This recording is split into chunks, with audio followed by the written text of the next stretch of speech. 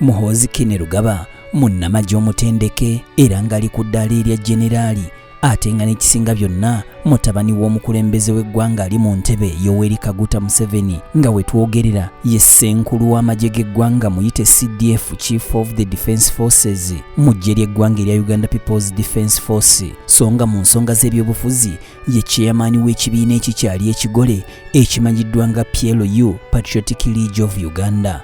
Jeno Muhoozi Kene Rugaba asaavinzeeko mu bifo eby'enjawulo era ng'ono yaliko omuduumizi w'amagye agakuuma omukulembeze w'eggwanga gamanyiddwa nga Special Forces Command wakati wa 2008 ne 2017 nga kino ekibeeramu okumalira ddala emyaka egisoba mu 10 wakati wa 2020 ne 2021 ono yaweebwa obuduumizi bw'amagye ag'oku ttaka kiyite Command of the Land Forces mu ggye ly'eggwanga erya UPDF nga n'ekimu ku bigambibwa nti bye byamuggyisa mu kifo kino bwe bubaka bwe yayisa ku mukutu gwo gwa Twitter ng'agamba nti mu bbanga ttono nnyo eritawera na sabbiiti amagye ga Uganda gasobola okuba nga gamaze okufufuggaza eggwanga erya Kenya nga bakubye ekibuga Nairobi nga kyonna kiri ku ttaka.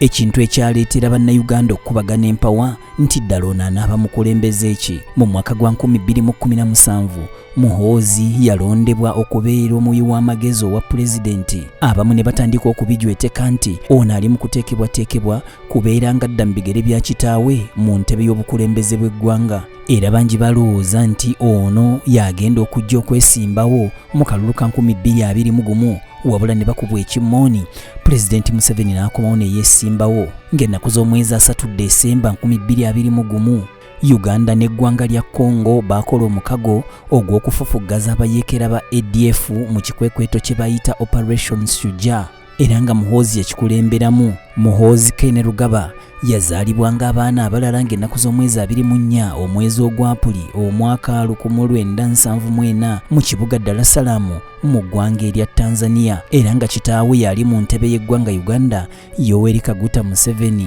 Taata wa Muhoozi akulembedde eggwanga Uganda okuva mu mwaka gwa 1986 oluvannyuma lw'olutalo olw'ekiyeekera bwe baali balwanyisa gavumenti z'abannakyemalira. Ono yakuzibwa mu maka amakristaayo obulungi era nga yalokoka mwana muto ddala ng'akyasoma siniya.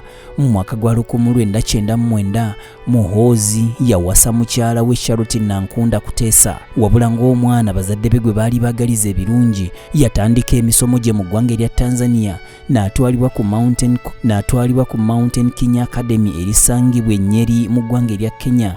Bw'atyo neeyongerayo e Sweden n'emisomo gye. Kitaawe bw'amala okulya entebe y'obwa pulezidenti mu ggwanga Uganda mu 1986 bw'atyo yakomezebwawo kuno ne yeegatta ku ssomero erimanyiddwa nga Kampala Parents School, King's College Buddo, St Mary's Kisubi era mu mwaka gwa 1994 yafuna diguli ye yasooka. Muhoozi yeeyongerayo mu ggwanga erya Egypt mu ttendekero ly'amagye erimanyiddwa nga Egyptian Military Academy. Eno gye yayigira amasomo agamanyiddwa nga Company and Battalion Commanders Courses era yeeyongerayo mu ttendekero ly'amagye erya Kalama Armored Warfare Training School. Mu 2007 yagenda n'asoma koosi ya mwaka gumu mu ggwanga erya Amerika ku ssettendekero amanyiddwa nga United States Army Command and General Staff College mu kibuga Kansas n'atikkirwa mu mwaka gwa 2008. Ebyo bw'obiyiza ebbali ono yasobola okusoma n'amaliriza Executive National Security Program ku ssettendekero mu South Africa amanyiddwa nga South African National Defence College. Muhoozi yeegatta ku ssettendekero wa Nottingham lino nga liri mu ggwanga ery'Abongereza gye yafunira diguli ye emanyiddwa nga Political Science degree mu mwaka gwa 1997. Mu mwaka gwa 1999 Muhoozi yeegatta ku ggye ly'eggwanga erya UPDF ng'ali ku ddaala ery'ofiisa kadeeti wabula n'amala n'atikkirwa mu mwaka gwa 2000 mu ssettendekero wa Royal Military Academy Sandhurst lino nga ssomero ly'amagye Bungereza erimanyiddwa nga British Army's Officer Training School. Muhoozi wano okwali okuyunja kwe kwali okussa anti yajjanga akulira ku misinde egya yiriyiri mu bitiibwa saako n'amadaala, ekintu ekyaleetera bakinywe bakitaawe okukenyeetererwa emmeeme nti omwana nga akulira ku misinde gya yiriyiri ffe gye tutaakulirako. Muno nga mwalimu David Sejjusa ne Kizza Besigye era ne bakiwakanya nnyo. Mu Septemba wa 2011 Muhoozi yalinnyisibwa n'atuuka ku ddaala erya Kano omwaka ogwaddirira 2012. Muhoozi n'awandiisibwa mu ttendekero lya South African National Defence College okusoma Executive National Security Program mu August 2012 yakuzibwa okuva ku ddaala erya Kano n'atuusibwa ku lya Brigadier General, era wano baamulonderawo okukulira amagye agamanyiddwa nga Special Forces Command SFC.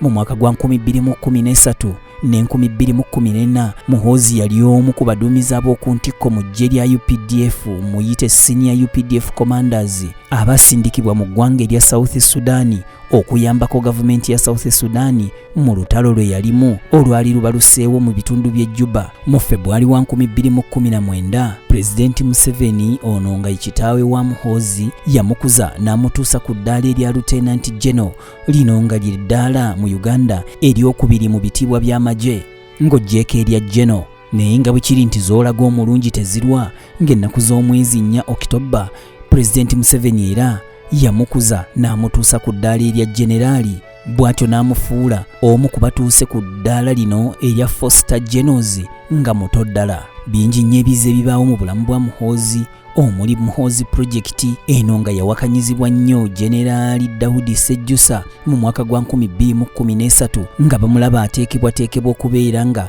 asikira kitaawe mu ntebe y'eggwanga. Kinajjukirwa nti mwaka gwa 2019 eggwanga lya Rwanda lyaggalawo ensawo y'e Gatuna, bw'etyo nga Uganda tekyasobola kuyisawo byamaguzi byayo, era nga bakulembeze bangi nnyo abaagezaako okwogerezeganya ne Pulezidenti Kagame okuggulawo ensalo n'agaana, wabula Muhoozi yabissaamu engatto n'agenda n'asisinkana kojjaawe Paulo Kagame, ensonga ne bagisonjola, era mu kaseera mpawe kaga ensalo y'e Gatuna n'eggulwa.